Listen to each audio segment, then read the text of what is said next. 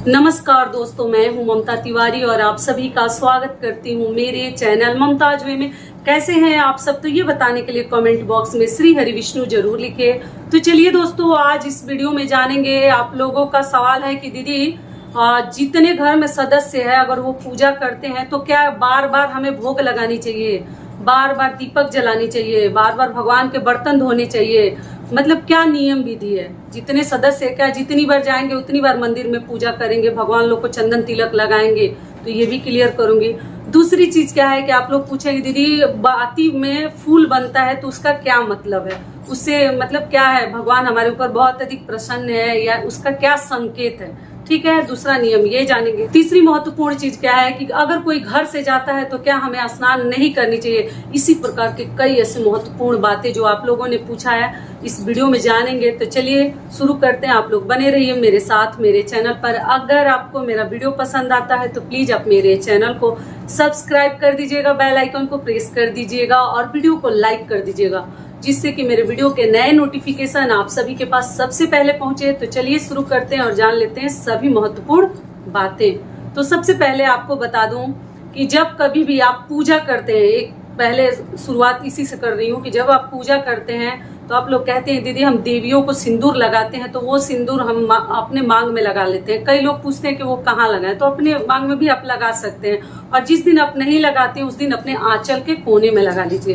Clear हो गया। लेकिन मान लीजिए कि जब आप बृहस्पति भगवान की पूजा कर रहे हैं, शिव जी की पूजा कर रही हैं, या जैसे पीपल वृक्ष की पूजा कर रही हैं, केले की वृक्ष की पूजा कर रही हैं, वनस्पति की पूजा कर रही हैं, मतलब देव भगवान को जो देव हैं उनको जब हम तिलक लगाते हैं, सिंदूर चंदन लगाते हैं, वो चीजें अपने मांग में ना लगाएं। शनिवार की एक पूजा विधि में मैं भी लगाई थी, सच्चाई बता दे रही हूँ। तो मुझे भी किसी ने, मेरे घर के बड़ों ने कहा कि जब किसी भी पुरुष जो देव हैं, भगवान है, उनको जब आप सिंदूर लगाते हैं उस उंगली से अपने मांग में नहीं भरनी है। पीपल वृक्ष की पूजा आप देखिए, मैं दूसरी बार करके दिखाई, उसमें नहीं लगाई। पहली बार मुझे भी मालूम नहीं था तो वो सिंदूर मैं लगाकर और मैं खुद अपने मांग में भर ली थी, क्योंकि मैंने भी किसी का देखा था। मेरे घर वाले ने, मेरे बड़ों ने कहा कि नहीं, जब किसी भी पुरुष जो भगवान है उनको या किसी वृक्ष की पूजा करते हैं उनका सिंदूर अपने मांग में हमें नहीं लगानी है। खास करके पीपल वृक्ष की जब पूजा करते हैं या विष्णु भगवान की तो ना लगाएं। क्लियर हो गया। दूसरा नियम क्या है कि आप लोग पूछेंगे दीदी किसी के जाने के बाद क्या हमें स्नान करनी चाहिए या नहीं? तो देखिए, प्रतिदिन पति अगर हस्बैंड आपके ऑफिस जाते हैं या कहीं जाते हैं तो मैं तो पहले ही बोली हूँ कि पहले ही स्नान कर ले। बहुत सारे वीडियोज में बता चुकी हूँ कि पहले ही स्नान कर लेना ज्यादा अच्छा होता है घर परिवार के लिए भी, और तब कुछ बना के दे। मान लीजिए नहीं कर पा रही हैं तो कम से कम ड्रेस बदल दीजिए, अपना जो ही नाइट का पहनी है वो सब निकाल दीजिए, दूसरा पहन लीजिए। घर में जो ही पुराना वगैरह पहन लीजिए, कोई जरूरत नहीं है कि नया ही पहनेंगे, जो रखी है आप लोग पहन लीजिए। तीसरी चीज क्या है कि देखिए, जब कोई आपके घर से 2-4 दिन के लिए कहीं यात्रा बना के जा रहे हैं, मतलब वो 2-4 दिन नहीं आएंगे, या वो साल भर के लिए जा रहे हैं, 6 महीने के लिए जा रहे हैं, 3 महीने के लिए जा रहे हैं, और वो आदमी इतनी जल्दी आने वाला नहीं है, तब आपको नहीं नहानी है। उनके जाने से पहले आपको आपके घर में झाड़ू भी लग जानी चाहिए और आपके घर में आपको स्नान भी कर लेनी है। किसी के जाने के बाद उस दिन हम स्नान नहीं करते। आप लोग पूछे दीदी कपड़ा भी नहीं धोते हैं, तो जी कपड़ा वगैरह धोते हैं, पोछा वगैरह आप लगा सकती हैं, बर्तन धो सकती हैं, लेकिन झाड़ू, कोई जाता है उस दिन झाड़ू नहीं लगाते और स्नान, 2 कार्य नहीं करते हैं। ठीक है। और कई लोग तो दूध भी उस दिन नहीं पीते हैं। छोटे बच्चे हैं, बुजुर्ग हैं तो दे सकते हैं, गुड़ वगैरह डाल के नियम कर देते हैं, लेकिन चाय पत्ती डाल देते हैं। लेकिन कई घरों में अभी भी दूध नहीं दिया जाता। अगर कोई यात्रा शुभ करके साल भर 6 महीने के लिए कहीं जा रहे हैं तब नहीं करते हैं। प्रतिदिन के लिए नियम नहीं है। प्रतिदिन कोई चला जाता है, आप नहीं की है तो उनके जाने के कुछ देर बाद आप स्नान कर सकती हैं, कुछ देर के बाद झाड़ू भी लगा सकती हैं, कोई दिक्कत नहीं। तुरंत ना करें लेकिन कर सकती हैं। लंबी यात्रा पे कोई जाए तब नहीं नहाना है। ये भी क्लियर हो गया। अगली महत्वपूर्ण चीज क्या है, चलिए वो जान लेते हैं कि दीदी मंदिर में क्या जितने सदस्य हैं सब बारी बारी से पूजा करेंगे? तो जी नहीं। जो सुबह एक बार जाएंगे, मंदिर की साफ सफाई कर देंगे, जितने देवी देवता है सभी फोटो वगैरह प्रतिमा को पोंछ देंगे, मतलब स्नान कराने जैसा। जो मूर्ति की आप लोग स्नान प्रतिमा की कराते हैं वो भी करा लीजिए। कई लोग ठाकुर जी, लड्डू गोपाल, शिवलिंग रखे हैं, तो वो जो एक बार कर लिया तो जितने सदस्य पीछे से जाएंगे वो कुछ नहीं करेंगे। मान लीजिए दीपक अगर बुझ गया है तो वो केवल दीपक जला लेंगे, धूप बत्ती अगरबत्ती दिखा लेंगे, आपके यहाँ जो दिखाया जाता है, ठीक है।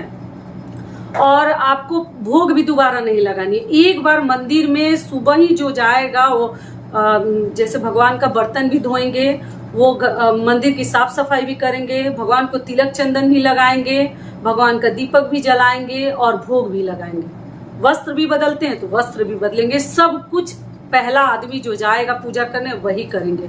पीछे से जो जाएंगे, पाठ अगर आप करती हैं तो दोबारा दीपक जला लीजिए, धूप बत्ती दिखा लीजिए, और आपको भोग वगैरह भी लगाने की जरूरत नहीं है। शौक है तो आप भोग भी लगा सकते हैं, लेकिन आपको बर्तन फिर से वॉश करना पड़ेगा, धोना पड़ेगा, क्योंकि वो बर्तन एक बार भोग लग जाता है तो जूठा हो जाता है। लेकिन हर व्यक्ति भोग नहीं लगाते हैं, एक बार घर में लग गया वही बहुत है।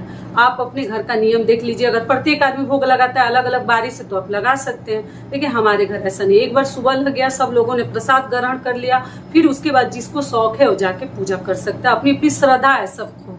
तो आप केवल दीपक जला के धूप बत्ती अगरबत्ती करके घंटी बजा के कोई पाठ करना चाहते हैं भगवान का, सुंदरकांड, हनुमान चालीसा कर सकते हैं, प्रणाम करके आप आ सकते हैं। सुबह में ही जो करेगा फूल से लेके हर कार्य कर लेगा, ठीक है। आप लोग पूछे थे कि दीदी हमारी सासू माँ कर लेती है तो क्या हमें भी करनी चाहिए, हमारे हस्बैंड कर लेते हैं तो क्या मुझे करनी चाहिए, तो जी नहीं। एक बार जो कर लिया उसके बाद किसी को आगे नहीं करनी है। समझ में आ गया? बस आपको केवल जो बताई हूँ वही करना है। घंटी वगैरह बजा के आप दिया जला लीजिएगा अगर पाठ करना है तब, नहीं तो धूप बत्ती भी दिखा के भगवान का नाम ले सकते हैं। क्लियर हो गया?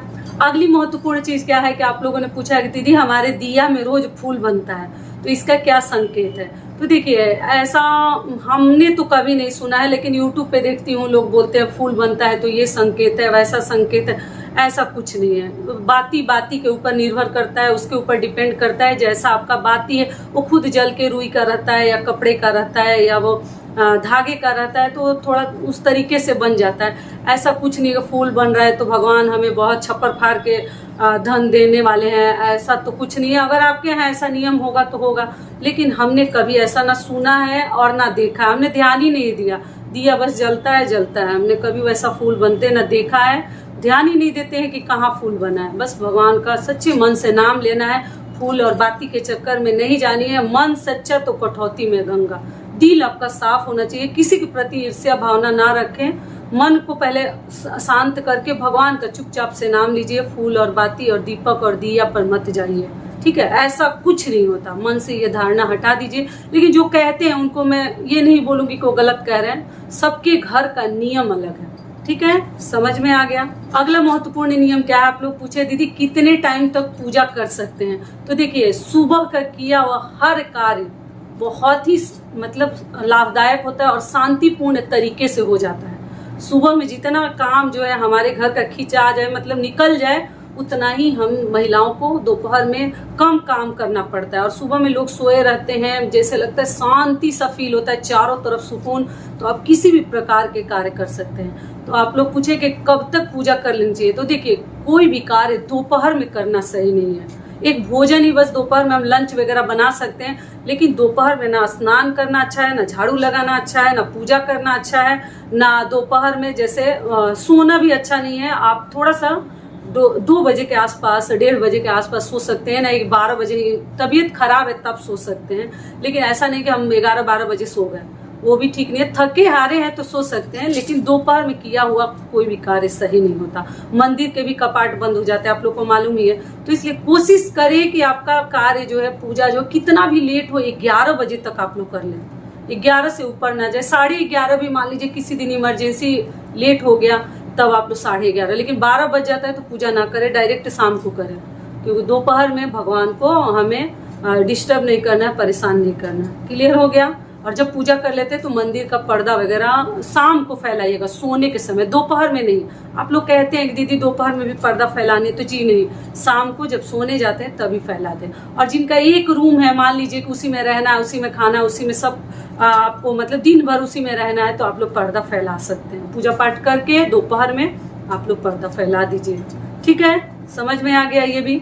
अगला महत्वपूर्ण नियम क्या है? दीदी क्या सरसों तेल का प्रतिदिन हम दीपक जला सकते हैं? तो जी बिल्कुल जला सकते हैं। जो भगवान ने आपको दिया है, ऐसा नहीं भगवान बोले हैं कि खाने का नहीं है और घी का ही दीपक जलाओ और तिल के तेल का ही जलाओ, ऐसा कुछ नहीं है। जो आपके पास है वही आप जलाइएगा। सरसों तेल भगवान ने दिया है, वही खुशी मन से सच्चे दिल से वही भगवान का नाम लेकर जलाइए ना, भगवान उतना ही से प्रसन्न होंगे। तो इसलिए सरसों तेल का भी आप लोग जला सकते हैं, कोई दिक्कत नहीं है। ये हो गया। अगला महत्वपूर्ण नियम क्या है कि आप लोग पूछेंगे दीदी फूल क्या स्नान करने से पहले तोड़नी चाहिए या स्नान के बाद? तो जी आप लोग क्या कहते हैं कि हम लोग अशुद्ध रहते हैं, तो ऐसे रहते हैं, तो ये रहते हैं दीदी, तोड़ना सही? बिल्कुल तोड़ सकते हैं, कोई अशुद्ध नहीं रहता। फूल जो है बासी शरीर से ही तोड़ा जाता है। बेलपत्र वगैरह स्नान करके तोड़ते हैं, ठीक है, बेलपत्र कभी भी स्नान करके तोड़ा जाता है। लेकिन फूल जो है, और तुलसी पत्र भी स्नान करके ही माता को हम स्पर्श करते हैं। लेकिन फूल जो है, फूल आप बिना स्नान किए भी तोड़ सकते हैं, और फूल को हम धोते भी नहीं है। सोच लीजिए क्या नियम है। फूल आप बासी शरीर से तोड़ सकते हैं, ऐसा कुछ नहीं है। जो एक बार भगवान को चढ़ जाता है ना, सब कुछ शुद्ध है, कोई दिक्कत नहीं है। तो आप लोग पूछे थे, तो सारे सवालों का आशा करती हूँ कि मैं उत्तर भी दे दी, और पूजा से संबंधित ये बातें आप लोग को पता भी चल गई। वो ये वीडियो मेरा यही तक का था। आशा करती हूँ, उम्मीद करती हूँ कि इस वीडियो से आप लोग को बहुत अधिक लाभ मिलेगा। फिर मिलती हूँ एक नए वीडियो में, तब तक के लिए नमस्कार। स्वस्थ रहिए, सुरक्षित रहिए, और जहाँ कहीं भी रहिए खूब खुश रहिए। और वीडियो पसंद आता है तो चैनल को सब्सक्राइब कर दीजिएगा और वीडियो को लाइक कर दीजिएगा। धन्यवाद।